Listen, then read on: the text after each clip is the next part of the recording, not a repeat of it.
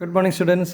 ഇന്ന് ഈ ചാപ്റ്ററിലെ ഏറ്റവും ഇമ്പോർട്ടൻ്റ് ആയിട്ടുള്ള ഒരു ഡെറിവേഷനാണ് നമ്മൾ പഠിക്കാൻ പോകുന്നത്. 24th ക്വസ്റ്റ്യൻ ആണത്. Explain Davisson and Germer experiment. അപ്പോൾ നമ്മൾ കണ്ടായിരുന്നു Davisson and Germer experiment wave nature of de Broglie wave nature of ഇലക്ട്രോൺസിനെ പ്രൂവ് ചെയ്യുന്ന ഒരു എക്സ്പെരിമെൻ്റാണ്. അപ്പോൾ അതിൻ്റെ എക്സ്പെരിമെൻ്റൽ സെറ്റപ്പ് എന്തൊക്കെയെന്ന് നോക്കാം. So aim is to prove the wave nature of electron. Moving ഇലക്ട്രോണിന് പാർട്ടിക്കിൾ നേച്ചർ ഉണ്ട് നമുക്കറിയാം, എന്നാലും അതിൻ്റെ ഒപ്പം വേവ് നേച്ചറും കൂടി ഉണ്ട് എന്ന് കാണിക്കുന്ന എക്സ്പെരിമെൻറ്റ്. അപ്പോൾ എക്സ്പെരിമെൻ്റൽ സെറ്റപ്പ് എന്തൊക്കെയാണെന്ന് നമുക്ക് നോക്കാം. അപ്പോൾ ഈ ഒരു ഫിഗർ ഇങ്ങനെ വരക്കാൻ പഠിക്കണം. പിന്നത്തെ എന്തൊക്കെയാണെന്ന് നോക്കാം. ഇപ്പോൾ ഇവിടെ ഒരു ഹോട്ട് ഫിലമെൻ്റ് ഉണ്ട്. അതായത് ഇവാക്വേറ്റഡ് ആയിട്ടുള്ളൊരു ട്യൂബാണിത്. അപ്പോൾ നമുക്ക് അദ്ദേഹത്തിൻ്റെ പിക്ചർ ഒന്ന് നോക്കാം. അതിനു മുമ്പ് ഇവരാണ് ആ രണ്ട് സയൻറ്റിസ്റ്റുകൾ. അവരുടെ കയ്യിലിരിക്കുന്ന ഒരു ഗ്ലാസ് ട്യൂബ് ഉണ്ടല്ലേ, ഒരു വാക്കൺ ട്യൂബാണ്. ഓക്കെ, അത് നമുക്ക് ഡീറ്റെയിൽ ആയിട്ട് നമുക്ക് നോക്കാം. സോ ഒരു കാഥോഡ്, ഇപ്പോൾ ഒരു ബാറ്ററി കാണാൻ പറ്റും, high voltage, HT means high tension ബാറ്ററിയാണ്, DC സോഴ്സാണ്. അതിൻ്റെ നെഗറ്റീവ് കണക്ട് ചെയ്തിരിക്കുന്നത് ഈ ഫിലമെൻറ്റിലേക്ക് തന്നെയാണ്. ഫിലമെൻറ്റ് സെപ്പറേറ്റ് ആയിട്ട് വേറെ ബാറ്ററി വെച്ച് ലോ ടെൻഷൻ വോൾട്ടേജ് വെച്ച് ഇത് ഹീറ്റപ്പ് ചെയ്യും. അങ്ങനെ ഹീറ്റ് ചെയ്ത ഫിലമെൻറ്റിൽ നിന്ന് ഇലക്ട്രോൺസ് എമിറ്റ് ചെയ്യാൻ തുടങ്ങും.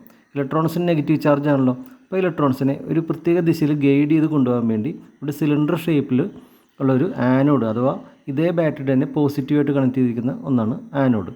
അപ്പോൾ ഈ സിലിണ്ടറിന് നടുക്കായിട്ട് ചെറിയൊരു സ്ട്രെയിറ്റ് ഹോൾ ഇട്ടിട്ടുണ്ട്. അപ്പോൾ ഈ ഇലക്ട്രോൺസ് ഒരു വെടിയുണ്ട കണക്കെ ഈ ഹോളിനകത്തേക്ക് കൂടി ആക്സലറേറ്റ് ചെയ്ത് ഇവിടെ നിക്കൽ ക്രിസ്റ്റൽ നേരത്തെ തന്നെ സെറ്റ് ചെയ്ത് വെച്ചിട്ടുണ്ടാവും ടാർഗറ്റായിട്ട്. ഒരു നിക്കൽ ക്രിസ്റ്റൽ അതിനകത്ത് വന്ന് വീഴുകയാണ് ചെയ്യുന്നത്. അപ്പോൾ അതിൽ തട്ടി അത് ചെതറിത്തെറിക്കും എന്ന് മലയാളത്തിൽ പറയാം, പക്ഷേ ഇംഗ്ലീഷിൽ നമ്മൾ പറയണം അത് സ്കാറ്റർ ചെയ്ത് എല്ലാ ദിശയിലേക്കും ചെതറിത്തെറിക്കും. ഇപ്പോൾ നമ്മൾ പ്രതീക്ഷിക്കുന്നത് എല്ലാ ദിശയിലും ഒരേ ഇൻറ്റൻസിറ്റിയോടേക്കും ചെതറിത്തെറിക്കുക, പക്ഷേ അങ്ങനെയല്ല സംഭവിച്ചത്. അതാണ് ഇവിടെ. അത് പല ആംഗിളിൽ പല ഇൻറ്റൻസിറ്റിയോടെയാണ് സ്കാറ്റർ ചെയ്ത് പോയതെന്ന് കാണാൻ പറ്റി. അപ്പോൾ അത് ഡിറ്റക്റ്റ് ചെയ്യാൻ വേണ്ടി ഇവിടെ ഒരു ഇലക്ട്രോൺ ഡിറ്റക്ടർ ഉണ്ട്. ഇലക്ട്രോൺ ഡിറ്റക്ടർ ഒരു ദിശയിലല്ല, ഇപ്പോൾ ഫിഗറിൽ ഇവിടെ കാണിച്ചിരിക്കുന്നത് ഒരു ദിശയിൽ വെച്ചിരിക്കുന്നതായിട്ടാണ്, പക്ഷേ ഈ ഒരു റാക്കിലൂടെ അതിന് മൂവ് ചെയ്യാൻ സാധിക്കും. അങ്ങനെ പല ആംഗിളുകളിൽ ഈ തീറ്റ ആംഗിൾ മാറ്റിക്കൊണ്ട്, അതായത് പല ആംഗിളുകളിൽ എത്ര ഇൻറ്റൻസിറ്റിയോടെ ഇലക്ട്രോൺസ് ബീം സ്കാറ്റർ ചെയ്ത് വരുന്നുണ്ട് എന്ന് ഡിറ്റക്റ്റ് ചെയ്യാനുള്ള, അതാണ് ഇവിടെ മൂവബിൾ ഡിറ്റക്ടർ എന്ന് എഴുതി വെച്ചിരിക്കുന്നത്. അപ്പോൾ കൂടുതലായി ഇൻറ്റൻസിറ്റിയോടെ ഇലക്ട്രോൺ വരണമെങ്കിൽ ഇവിടെ ഒരു ഗാൽവനോമീറ്ററോട്ട് കണക്ട് ചെയ്തിട്ടുണ്ട്. അത് ഒരു കറണ്ടായിട്ട് കാണിച്ചു തരും. കൂടുതൽ ലൈറ്റ് ഇൻറ്റൻസിറ്റി ആണെങ്കിൽ കൂടുതൽ കറണ്ട് കാണിച്ചു തരും. ഓക്കെ, നമുക്കത് വായിച്ച് നോക്കാം. ഈ പറഞ്ഞ കാര്യങ്ങളൊക്കെ വായിച്ച് നോക്കാം. അപ്പോൾ ആൾ ടുഗദർ ഇതൊരു സ്ക്വയർ പോലെ കാണാൻ പറ്റില്ലേ. അത് വാക്യൂറ്റഡ് ആയിട്ടുള്ള ചേമ്പറാണ്. കാരണം ഇലക്ട്രോൺസ് മൂവ് ചെയ്യുന്നത് എയറിൽ കൂടെ മൂവ് ചെയ്യാൻ പറ്റില്ല. അപ്പോൾ അത് വാക്വത്തിലേ ക്രിയേറ്റ് ചെയ്യാൻ പറ്റുള്ളൂ. അതിലാണ് വെച്ചിരിക്കുന്നത്. ഓക്കെ, അപ്പോൾ നമുക്കൊന്ന് ഓടിച്ച് വായിച്ച് നോക്കാം എന്താ എഴുതിയിരിക്കുന്നത്. A beam of electrons are emitted by the filament F. These electrons are accelerated by the anode A. The beam is made narrow by passing it through the holes in a cylindrical anode. This narrow beam of electrons strikes the target T. ആ target T എന്താണ്? Nickel ക്രിസ്റ്റലാണ്. The electrons are scattered in all directions by the atoms of the target. The intensity of scattered beam is measured by the electron detector, which is connected to a galvanometer. The detector can be moved on a circular scale. എന്തിനാ circular scale move ചെയ്യുന്നത്? പല ആംഗിളിലുള്ള ഇലക്ട്രോണിൻ്റെ scatter ചെയ്ത് വരുന്ന ഇലക്ട്രോണിൻ്റെ intensity അളക്കാൻ വേണ്ടി. The current in the galvanometer is measured of the intensity of scattered beam of the electrons. അപ്പോൾ അങ്ങനെ ഒരു പർട്ടിക്കുലർ വോൾട്ടേജ് ഡിഫറൻസ് ആനോഡിനും കാഥോഡിനും ഇടയ്ക്ക് നിലനിർത്തിക്കൊണ്ട് ഒരു എക്സ്പെരിമെൻറ്റ് ചെയ്തു.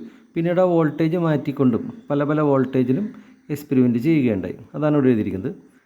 The experiment is repeated for varying the accelerating potentials, and each time the intensity of the electrons scattered at different angles is measured. ഇതിൽ നിന്ന് അവർക്ക് എന്ത് കാണാൻ സാധിച്ചു, എന്ത് ഒബ്സർവ് ചെയ്യാൻ സാധിച്ചു, അതാണ് ഇവിടെ ഒബ്സർവേഷനിൽ എഴുതിയിരിക്കുന്നത്.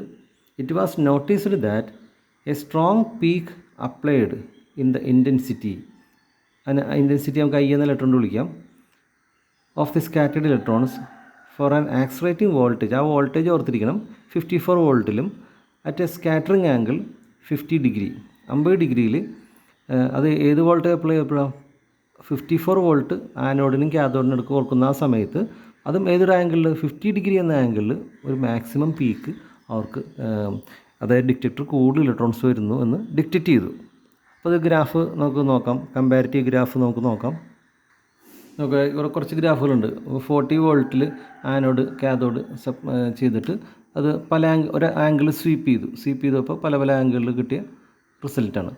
ഇവിടെയും അങ്ങനെ പല പല ആംഗിൾ. പക്ഷേ ഇവിടെ 54 മാത്രം ശ്രദ്ധിക്കുക, 54 മാത്രം ഇവിടെ 50 ഡിഗ്രി ഈ ആംഗിൾ, ഇത് പോളാർ ഗ്രാഫാണ്. അതായത് ഇവിടെ വോൾട്ടേജും മറ്റേത് ആംഗിളിൻ്റെ ബേസിലാണ് മാർക്ക് ചെയ്യുക കേട്ടോ. അപ്പോൾ കാണാൻ പറ്റി ഈ 54 വോൾട്ടിൽ ഈ 50 ഡിഗ്രി വരുന്ന സമയത്ത് മാത്രം ഒരു പീക്ക് ഉണ്ടാകുന്നതായിട്ട് കാണാൻ പറ്റി മറ്റ് വോൾട്ടേജൊക്കെ കമ്പയർ ചെയ്യുമ്പോൾ. അപ്പോൾ അതെന്തുകൊണ്ടാണ് അങ്ങനെ സംഭവിച്ചത്? അവിടെയാണ് പഠനങ്ങൾ മുമ്പോട്ട് പോകുന്നത്. ബ്രാഗ് എന്നൊരു സയൻറ്റിസ്റ്റിൻ്റെ അഭിപ്രായ പ്രകാരം, അതായത് ക്രിസ്റ്റൽ എന്ന് പറയുന്നത് പല ലെയർ ആറ്റംസാണ്. അപ്പോൾ ബ്രാഗ് ഡൈഫ്രാക്ഷൻ എന്നാണ് പറയുന്നത്. അപ്പോൾ ഇങ്ങനെ കടക്കാൻ കാരണം ഒരു ഇൻ്റർഫറൻസ് ഉണ്ട്, കൺസ്ട്രക്റ്റീവ് ഇൻ്റർഫറൻസ് വന്നാണ് ഇലക്ട്രോൺസിൻ്റെ ഇൻറ്റൻസിറ്റി കൂടിയിരിക്കുന്നത്. അതായത് വരുന്ന ബീംസ് ഒരു ക്രിസ്റ്റലാണല്ലോ, നിക്കൽ ക്രിസ്റ്റലിൻ്റെ ഔട്ടർ ലെയറിൽ തട്ടി റിഫ്ലക്റ്റ് ചെയ്യും. അതുപോലെ ഒരു ഭാഗം അടുത്ത ലെയറിലേക്ക് ഇറങ്ങി അവിടെ നിന്ന് റിഫ്ലക്റ്റ് ചെയ്യും. അങ്ങനെ ഈ ഉണ്ടാകുന്ന രണ്ട് വേവ്സുകൾ തമ്മിൽ കൺസ്ട്രക്റ്റീവ് ഇൻ്റർഫറൻസിൽ ഏർപ്പെട്ട് കാണണം. അപ്പോൾ കൺസ്ട്രക്റ്റീവ് ഇൻ്റർഫറൻസ് ഉണ്ടാകാനുള്ള കണ്ടീഷൻ എന്താണ്? n ലാംഡ അങ്ങനെ ഉണ്ടായിട്ടുണ്ടാകണം എന്നാണ് അദ്ദേഹത്തിൻ്റെ ഒരു വാദഗതി. അപ്പം അങ്ങനെ ഇങ്ങനെയൊക്കെ ചെയ്യണമെങ്കിൽ, ഇൻ്റർഫറൻസിലൊക്കെ ഏർപ്പെടണമെങ്കിൽ എന്തായിരിക്കണം? ഇലക്ട്രോൺ ഒരു വേവ് ആയിരിക്കണം, അല്ലേ? അപ്പം നോക്കാം, ഇപ്പോൾ എന്തുകൊണ്ടാണ് ഇങ്ങനെ ഒരു പീക്ക് കിട്ടിയത് എന്നതിനെക്കുറിച്ചുള്ള ഒരു റീസണിങ് നമുക്ക് പറഞ്ഞു നോക്കാം. The maximum value of current at 54 volt and 50 degree is due to the constructive interference of scattered electron waves. കണ്ടോ, വാക്കോടെ വേവ്സ് എന്നാണ്, from nickel crystal. The interference is the property of waves only. Thus, wave nature of electrons was established. അപ്പോൾ അതും ഒരു കൺക്ലൂഷനിലേക്ക് എത്തിയില്ല, അതൊരു reasoning മാത്രമാണ്. പക്ഷേ കൺക്ലൂഷനിലെത്തുന്നത് അടുത്തൊരു സ്റ്റേജിലാണ്. നോക്കാം. അപ്പോൾ ഇതും കൂടി നമ്മൾ പഠിച്ചെഴുതണം പരീക്ഷയ്ക്ക് വരുമ്പോൾ. നോക്കാം. The experimental wave length of electron. Wave length ഒന്ന് കണ്ടുപിടിക്കാം. വേവ് ആണല്ലോ, എന്നെങ്കിൽ വേവ് ലെങ്ത് ഒന്ന് കണ്ടുപിടിച്ച് നോക്കാം. The wavelength of electron can be found by Bragg's equation. കുറച്ച് മുമ്പ് കാണിച്ചായിരുന്നു. ബ്രാഗ്സ് ഇക്വേഷൻ വഴി 2D sin θ = n ലാംഡ എന്നതാണ്. ഇവിടെ നമുക്ക് ഫസ്റ്റ് ഓർഡർ ഡിഫ്രാക്ഷനാണ് നടന്നിരിക്കുന്നത് എന്ന് കരുതിക്കൊണ്ട് ഈ ഇക്വേഷനിൽ n = 1 എന്ന് ഇട്ട് കൊടുക്കാം. അപ്പോൾ അങ്ങനെ ഇട്ട് കൊടുക്കുന്ന സമയത്ത് നമുക്ക് കിട്ടുന്നത് ഇങ്ങനെയാണ്. ഇവിടെ ആംഗിൾ 50 ഡിഗ്രി ഉണ്ട്, 64 എന്ന് എഴുതിയിരിക്കുന്നത്.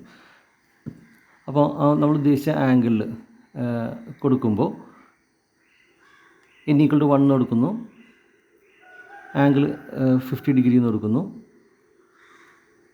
അങ്ങനെ കൊടുത്തു കഴിയുമ്പോൾ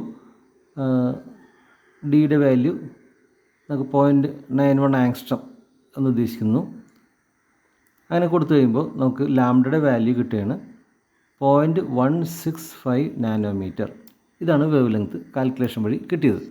എന്നാൽ ഇതേ സിറ്റുവേഷനിൽ നമ്മൾ ഡി ബ്രോഗ്ലി വേവാണ് ഇലക്ട്രോൺസിൻ്റെ ഡി ബ്രോഗ്ലി വേവ് പോലെ, അഥവാ മാറ്റർ വേവാണ് എന്ന് സങ്കല്പിച്ചാൽ നമുക്ക് മാറ്റർ വേവിൻ്റെ വേവ് ലെങ്ത് കാണാനുള്ള മറ്റൊരു ഇക്വേഷൻ നമ്മുടെ കയ്യിലുണ്ട്. That is 1.227/√V. അപ്പോൾ അതിനകത്ത് നമുക്ക് 54 വോൾട്ടിൽ ഡിഫറൻസിലാണല്ലോ കിട്ടിയത്. അപ്പോൾ 54 വോൾട്ട് കൊടുത്തു നോക്കാം. അങ്ങനെ കൊടുത്തപ്പോഴും കിട്ടിയ വേവ് ലെങ്ത് സെയിം തന്നെയാണ്, 0.674. ആൾമോസ്റ്റ് സെയിം വേവ് ലെങ്ത് തന്നെ കിട്ടിയെന്ന് കാണാൻ പറ്റി. അപ്പോൾ ഈ രണ്ട് രീതിയിൽ ചിന്തിച്ചു കഴിഞ്ഞാലും വേവ് ലെങ്ത് സെയിം ആയിട്ട് തന്നെ കിട്ടി. ഇതിൽ നിന്ന് നമ്മൾ എന്താ കൺക്ലൂഡ് ചെയ്യുന്നത്?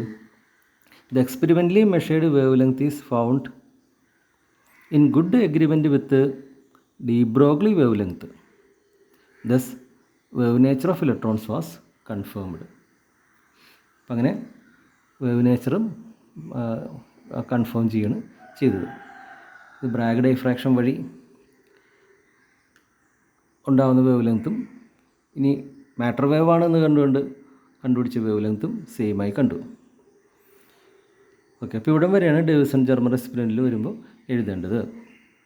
ഒരു ന്യൂമറിക്കൽ പ്രോബ്ലം ഉണ്ട്, നമുക്ക് അടുത്ത ക്ലാസ്സിൽ ഡിസ്കസ് ചെയ്യാം.